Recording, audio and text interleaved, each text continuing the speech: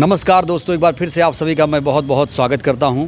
दोस्तों, लगातार जयप्रकाश जी को बीएसपी में वापसी को लेकर आवाज़ बुलंद हो रही है। चारों तरफ सोशल मीडिया पर लोग एक ही आवाज़ बुलंद कर रहे हैं, मायावती जी से गुहार लगा रहे हैं कि जयप्रकाश जी को बीएसपी में लाइए, अब उनकी बहुत ज़रूरत है।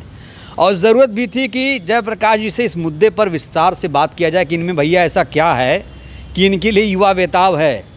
जयप्रकाश जी, बहुत स्वागत आपका देसी टीवी पर। धन्यवाद सर। सबसे पहला प्रश्न मेरा आपसे ये है कि आप अपना जो परिचय है वो दर्शकों को दीजिए और अपनी खासियत बताते हुए। मेरा नाम जयप्रकाश है। मैं बहुजन समाज पार्टी का राष्ट्रीय उपाध्यक्ष रहा हूँ, नेशनल कोऑर्डिनेटर रहा हूँ, बूथ के प्रभारी से लेकर के मैं राष्ट्र का प्रभारी रहा हूँ, दिल्ली का प्रभारी भी रहा हूँ और राजस्थान का प्रभारी रहा हूँ, राष्ट्रीय उपाध्यक्ष रहा हूँ। और मैं 2003 से इस मूवमेंट में जुड़ा हूँ। तब से लेके जब से मैंने इसको समझा है मूवमेंट को, तो तभी से मैंने अपने आप से कमिटमेंट किया था, समाज के सामने अनाउंस भी किया था कि मैं भी साहब कांसीराम जी की तर्ज पे चल करके ना कभी शादी करूँगा, ना कभी घर वापस जाऊँगा, ना कभी धन संचय करूँगा। जैसे साहब कांसीराम जी ने हमको सीएम दिया है, तो हम असली सपूत उस समय कहलाएंगे जब इस देश का प्रधानमंत्री बना के देंगे। तो मैं उसी पैटर्न पे काम कर रहा हूँ। किन्हीं कारणों से बहन जी ने अभी 2018 में मुझे पार्टी से बाहर किया। कारणों पे मैं आऊँगा। जी सर। अपना थोड़ा और बताइए, कहाँ रहते हैं आप अभी? मेरा रूम में किराए पे रहता हूँ। जब से मैं घर छोड़ के आया हूँ अपना, तब से मैं किराए पे रहता हूँ। कहाँ घर है और कहाँ किराए पे? मैं रहने वाला तो मैं बिलोंग करता था गौतम बुद्ध नगर, बहन जी का गांव पड़ता है बादलपुर। आप बादलपुर के हैं? बादलपुर के पास में गांव पड़ता है शाहपुर। हमारा एक ही माजरा पड़ता है, बहन जी के गाँव का हमारा। और जो है, लेकिन हम पिताजी की जब जॉब लग गई थी तो मैं खोड़ा कॉलोनी में हम लोग आकर के रह रहे थे। लेकिन उस घर को हमने जो है 15 साल पहले छोड़ दिया था। फिर मैं दिल्ली में भी मैं किराए पे रहा और जो है मैं नोएडा में ग्रेटर नोएडा में परी चौक के पास में मैं किराए पे रहता हूँ। बाकी तो ज़्यादातर मैं अधिकांश फील्ड में घूमता रहता हूँ। जी सर। तो जयप्रकाश जी, आपने बीएसपी कब ज्वाइन की थी? मैंने 2003 में मूवमेंट को ज्वाइन किया और तभी से मैं उसका लगातार मेंबर रहा। उस समय शायद 20 रुपये की मेंबरशिप होती थी, फिर 30 रुपये की हुई, फिर 50 रुपये की हुई, बीच में 200 रुपये की हो गई थी, अब फिर से 50 रुपये की हो गई है। तो मैं तो 2003 से कंटिन्यू सदस्य हूँ बीएसपी का। और मैंने सबसे पहला वोट जो मैंने डाला था वो बीएसपी को हाथी पे ही डाला था। तो मैं तभी से लगातार जो है कंटिन्यू मेंबर हूँ बीएसपी का। 2003 से आपने बसपा ज्वाइन की, जब बहन जी की सरकार थी उस समय? नहीं, उस समय सरकार नहीं थी, मुलायम जी की जा चुकी थी। और जो है मैं उस समय बीए में था, तो नई सरकार गई। क्या उम्र थी? लगा लो, मैं जो है 18 साल 19 साल का मान लीजिए आप, बीए के अंदर 18 साल बारी हो जाती है, तो मैं 19 साल का था। बाकी लेकिन मेरे अंदर पहले से ही समाज के प्रति जो है सोच थी। तो जिस समय जब समाजवादी ने 40 विधायक तोड़े थे बीएसपी के, अच्छा, तो जब सरकार गिर गई थी हमारी, तो उसके कंटिन्यू उसके तुरंत बाद जो है मैं इसमें आ गया था। और जब मैं आया तो मुझे पता चली कि साहब कांसीराम जी का ब्रेन स्ट्रोक हो चुका है। तो देखा जाए तो जब साहब कांसीराम जी का 2003 में ब्रेन स्ट्रोक हुआ, उसी समय मैंने इस मूवमेंट में पार्टी में ज्वाइन किया, मैंने एंट्री करी। ऐसा क्या हुआ कि इतने कर्मठ नेता को, जो किराए पर रहता है, शादी भी नहीं कर रहा है, समाज के लिए समर्पित कर रहा है, फिर आप ही जैसे लोगों को, आपको पार्टी से निकाल दिया गया? क्या हुआ था? देखिए, कारण तो खैर पर्दे के पीछे दूसरे थे, लेकिन पर्दे के बाहर ये दिखाया गया कि भाई बहन जी को जो है लोगों ने मिसगाइड कर दिया था कि बहन जी ये जो है जयप्रकाश जो है आकाश भाई के लिए खतरा बन सकता है। ये साउथ इंडिया से घूम के आया है, जबकि ऐसा कुछ नहीं था। और फिर बहाना ये लगा लिया था कि भाई हमने राहुल गांधी को विदेशी बताया, जबकि ये नहीं थी वजह तो ये थी जो मैंने पहले बताई।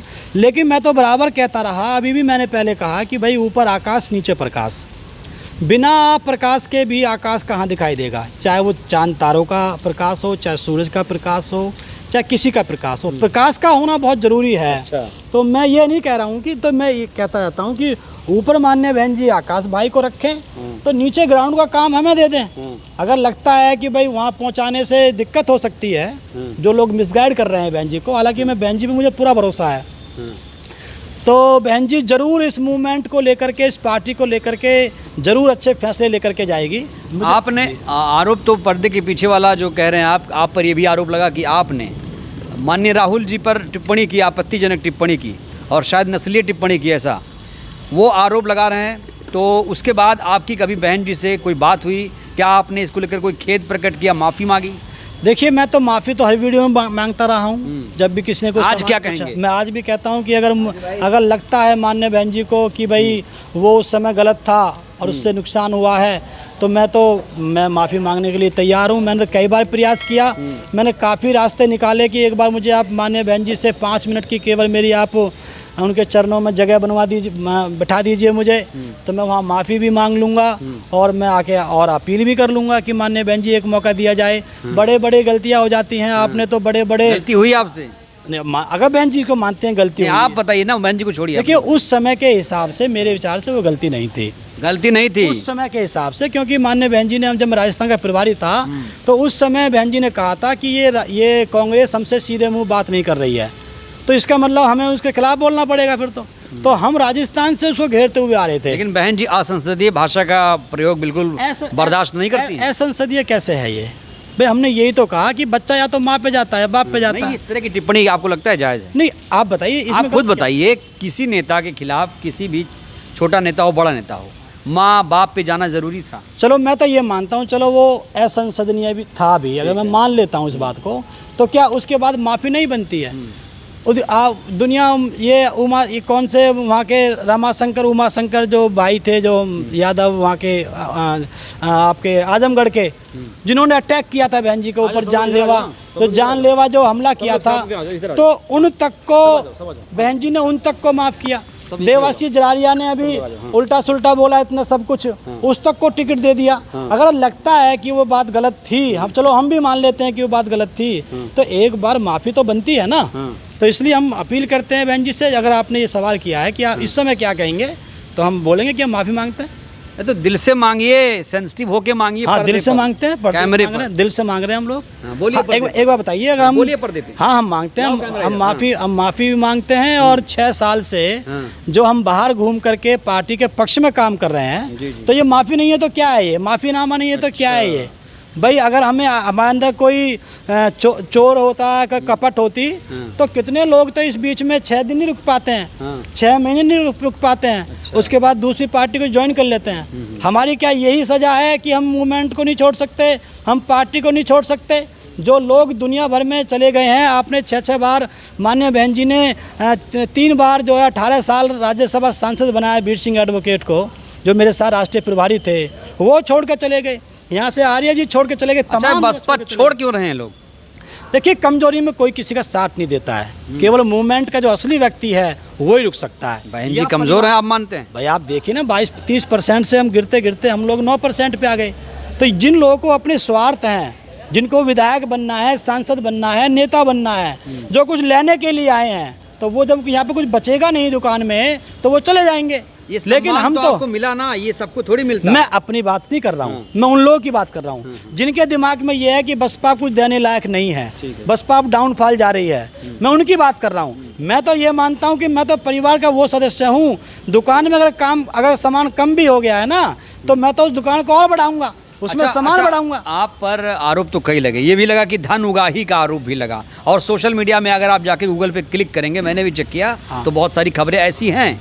हाँ, बहन जी ने एलिगेशन उस समय ट्वीट किया था मेरे खिलाफ, जब मैं कांशीराम विचार यात्रा लेकर के पूरे उत्तर प्रदेश में 5वीं बार बसपा सरकार बनाने हेतु बसपा का विजय रथ लेकर के जब मैं चल रहा था। कौन सा साल? बस 2022 के चुनाव में।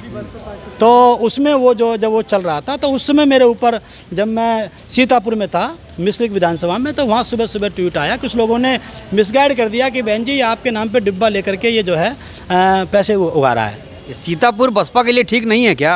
नहीं ये तो अलग बात है, ठीक तो हो गया। आकाश भाई को तो फिर से सीतापुर क्या मामला है? सीतापुर नहीं, कोई दिक्कत नहीं, हो सकता है भाई वहाँ पे कोई ऐसी कोई मिट्टी हो, लेकिन मेरा कहने का मतलब, सीतापुर जाइए तो बच के रहा करिए आप। हाँ, आगे हम ऐसा काम वहाँ पे नहीं करेंगे, लेकिन कहने का मतलब ये है कि लोगों ने मिसगाइड किया और कि बहन जी आपके नाम पे पैसा मांग रहा है। कौन लोग हैं जो इस तरह बातें करके पहुंचा देते हैं? बहन जी के आसपास के लोग हैं। कितने लोग हैं आसपास? नाम लेना नहीं, आसपास कितने लोग होंगे? वही 10-20 लोग हैं जो बहन जी को घेरे हुए रहते हैं। तो उनके हिसाब से जो है कुछ डिसीजन हो जाते हैं। तो उस समय मिसगाइड कर दिया बहन जी को कि आपके नाम पे ये चंदा इकट्ठा कर रहा है। जबकि यात्रा में कम से कम 1.5 करोड़ रुपया खर्च हुआ था। कहाँ से लाए थे वो 1.5 करोड़? सब समाज ने मांग करके, सबसे समाज ने हमको दिया इकट्ठा करके। कितना मिला, हमें कितना गाड़ी- खर्चा हुआ? हमें तो मुझे लगता है लगभग 2 करोड़ रुपए के आसपास हमारे पास उस समय आ गया था। 2 करोड़? 1.5 करोड़ रुपया हमारा, हमने जो है 50 लाख कहाँ गए? हाँ 50 लाख में हमने अभी जो है ये 28 लाख की गाड़ी ले ली और तब से हम लोग चल रहे हैं। अब हम लोग फिर से हमने लोगों से मांगना 28 लाख की गाड़ी ले ली आपने? हमने कब ली गाड़ी? अभी तो ली है, पिछली साल ली है हमने, 15 अगस्त को के दिन में हमने ली है। गाड़ियाँ हमारे पास हैं, कई गाड़ियाँ हैं, तो सब समाज की देन है ये। जी। आकाश जी से कभी मुलाकात हुई? नहीं, आकाश जी से मुलाकात नहीं हो पाई। मिलना चाहिए आपको, तो कम से कम मिलना चाहिए। हाँ मैं प्रयास करता हूँ, लेकिन जो लोग फोन पे बात हुई कि नहीं? नहीं, फ़ोन पे बात नहीं हुई। वो लोग जो है ये जो जिनसे मैं माध्यम बनाता हूँ, चाहे वो बहन जी के आसपास के लोग हो, नेता हो, मैं काफ़ी प्रयास करता हूँ कि भाई एक बार आप मेरी मुलाकात करा दीजिए, आकाश भाई से करा दीजिए। तो वो जो है वो कहते हैं कि नहीं भाई अभी बहन जी आपको लेके नाराज़ है। मैं एक बार मैं जो है खुद बहन जी की कोठी पे पहुंच गया था। कौन सी कोठी? 3 त्यागराज मार्ग जो कोठी है ना, मैंने अपना लेटर भी दिया था मैंने अंदर जाने के लिए। मैंने फ़ोन पे भी मैंने बात की थी। किससे किससे? जो वहाँ पर जो फ़ोन उठाते थे बहन जी के ऑफिस पे, मैं कहा भाई मैं ऐसे ऐसे पूर्व राष्ट्रीय उपाध्यक्ष जयप्रकाश बोल रहा हूँ और आप जो है बहन जी से हमारी मुलाकात बातचीत करा दीजिए, तो मैं बहन जी से समय लेना चाहता हूँ। तो फिर वहाँ से थोड़ी देर बाद में वहाँ से रेस्पॉन्स आया कि भाई जो है नहीं हो पाएगी बातचीत। तो वहाँ पे भी मेरी रुकावट रही, नेताओं से भी बहुत प्रयास किया, तो सभी लोगों ने फिर जो है नेगेटिव जवाब दिया, नकारात्मक जवाब दिया। तो मायावती जी से बात कितनी बार हुई अभी तक? नहीं हो पाई। मैंने अभी जब से ज्वाइन किए हैं 2003 से, बताइए कभी मुलाकात बात? से तो मैं बहन जी की कोठी में रहा हूँ ना। कोठी में रहे? हाँ मैं बहन जी की कोठी में कितने रहा साल तक बताइए? हूँ। मैं लगभग 1.5-1.25 महीने में उसमें कोठी में रहा हूँ। और बहन जी वहीं थी? नहीं, बहन जी की कोठी अलग है और मेरी कोठी मेरे वो अलग था, थोड़ा उसमें अंतर है। लेकिन बहन जी से मेरी अधिकांश बहन जी मुझको वहाँ पे बुला लिया करती थी और लंबी डिस्कस। कौन सा साल था ये? 2017 में, जब मुझे जो है बुला लिया करती थी, आप लोग बात करते थे? हाँ, मुझे बहन जी ने कई बार बुलाया है, कई बार मुझसे फ़ोन पे बात करके मुझे बुलाया है और जो है अपने पास लेके मेरे कई बार इंटरव्यू लिए हैं बहन जी ने। तो जब ये वाकया हुआ तो आपने कहा नहीं बहन जी अब मुझे माफ़ कर दीजिए? तो उन्होंने क्या कहा? नहीं, ये तो निकालने से पहले की बात है ना। नहीं, फिर तो आपने जोड़ा नहीं कि बहन जी हम तो आपके बहुत खिदमतगार। मैंने कहा ना, मैं तब से लगातार प्रयास कर रहा हूँ कि मुलाकात हो जाए, लेकिन मुलाकात नहीं हो पा रही है। अभी बहन जी के जब पापा एक्सपायर हुए थे मैं तब भी गया था, बहन जी की मम्मी एक्सपायर हुई थी मैं तब भी गया था। तो कुछ लोगों ने मुझे बताया कि इस रूम से बहन जी निकले, इस रूम के इस गेट से बहन जी निकलेंगी। तो मैं वहाँ पे जाके खड़ा हो गया था कि हो सकता है यहाँ पे आए तो मैं माफ़ी मांगूंगा। और उसके बाद में लेकिन कुछ लोगों ने बहन जी को दूसरे गेट से निकाल दिया। उसके बाद बहन जी की नज़र भी पड़ी और फिर उसके बाद बहन जी पहरा है आप पर बसपा हाँ में। बस ये है कि लोगों ने ना बैरियर बहुत लगा रखे हैं। उनको ये इस बात का डर है कि कहीं जयप्रकाश अगर बहन जी के घेरे में, बहन जी के एरिया उसमें जो है आसपास जो है, अगर बहन जी जयप्रकाश बहन जी के पास फिर से अगर पहुंच गया तो फिर उनको ऐसा महसूस होता है कि उनको इनसिक्योरिटी महसूस होता है। अरे उनको इनसिक्योरिटी इससे नहीं है कि पार्टी गर्त में जा रही है, प्रदर्शन खराब हो रहा ये है। तो उनका मैटर है, लेकिन मुझे तो मूवमेंट की चिंता है, पार्टी की चिंता है। इसलिए बहन जी को चिंता है कि नहीं इसकी? बहन जी की चिंता क्यों नहीं हो? जो आदमी मुखिया है किसी घर का, इतने बड़े मूवमेंट का मुखिया है, तो चिंता क्यों नहीं होगी? उनको चिंता है, लेकिन जो कुछ लोग हैं जो बहन जी को मिसगाइड करते हैं। क्या लगता है कभी बहन जी कहेंगी जयप्रकाश आ जाओ अब? मुझे पूरी उम्मीद है। मैं तो कहता रहता हूँ कि आखिर मैं बहन जी से भी उस समय वहाँ पे बोल करके आया, वीर सिंह एडवोकेट वहाँ पर। लास्ट मुलाकात कब?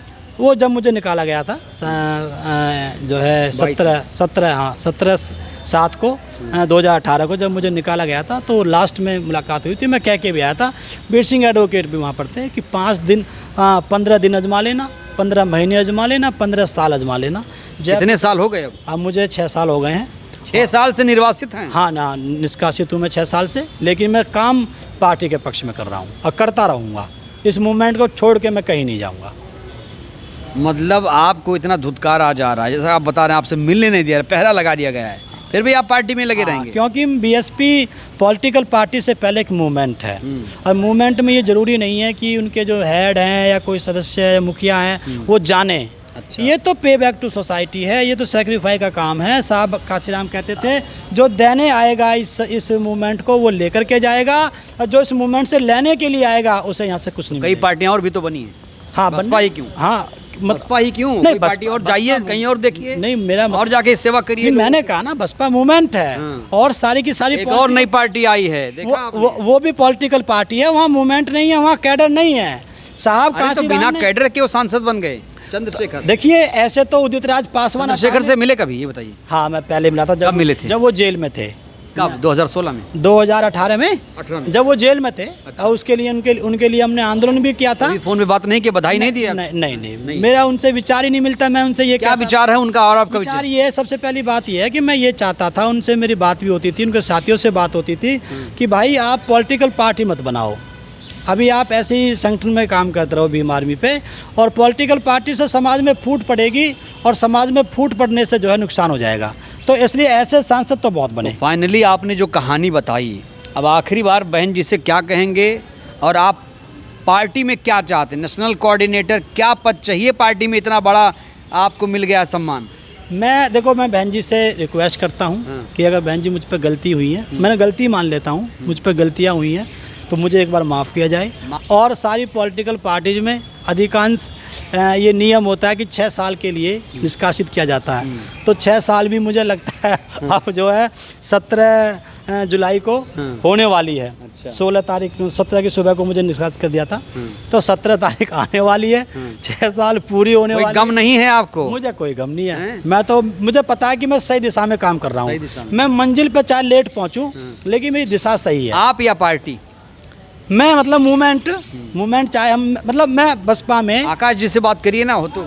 हाँ, तो अब तो उत्तराधिकारी हैं। कोई रास्ता निकलता है, मैं तो करेंगे वो। हाँ, मैं तो सभी साथियों से, देखो मुझे ऐसा लगता है कि साथ फैसला उनके हाथ में नहीं है। जो मेरी नेताओं से भी बातचीत होती है, जो उनके नज़दीक रहते हैं, बोले इनके पास में ऐसी कोई पावर नहीं है, एक टिकट तक करने की उनके पास में बहन जी ने पावर नहीं दी है। कि अब आपने देखे ना, उत्तराधिकारी बनाया और हटा दिया, तो उत्तराधिकारी हटाया तो नहीं जाता है, लेकिन बहन जी का अपना स्टाइल है। स्टाइल है? हाँ, मैसेज दिया समाज में। क्या था समाज में? कि मैं कुछ भी कर सकती हूँ। हाँ, ये भी मत सोचना कि उत्तराधिकारी तो ये फाइनल डिसीजन। मुझे तो लग नहीं रहा था कि लेंगे आकाश आनंद को। नहीं, मुझे तो लग रहा था, मैंने तो पहले कहा था कि 23 तारीख को आकाश भाई को जरूर बहन जी लेंगी, और मुझे ये उम्मीद थी कि राष्ट्रीय उपाध्यक्ष बनाएंगी। राष्ट्रीय उपाध्यक्ष के अंदर उत्तराधिकारी भी निहित होता है, तो इसलिए, लेकिन बहन जी ने दोबारा से उसी को रिपीट। कौन सा पद चाहिए आपको बसपा में? मुझे कोई पद नहीं चाहिए, केवल मुझे एक ये हो जाए कि बहन जी ने जयप्रकाश को वापस कर लिया। सिर्फ इतने में ही मैं। वापसी का मतलब क्या है? वापसी का मतलब ये होता है कि बहन जी के कार्यकर्ता, बहन जी के सपोर्टर, बहन जी के लोग, मानने वाले लोग, और मेरे बीच में ये निष्कासन, एक गैप है, एक बैरियर है, ये बैरियर टूट जाएगा।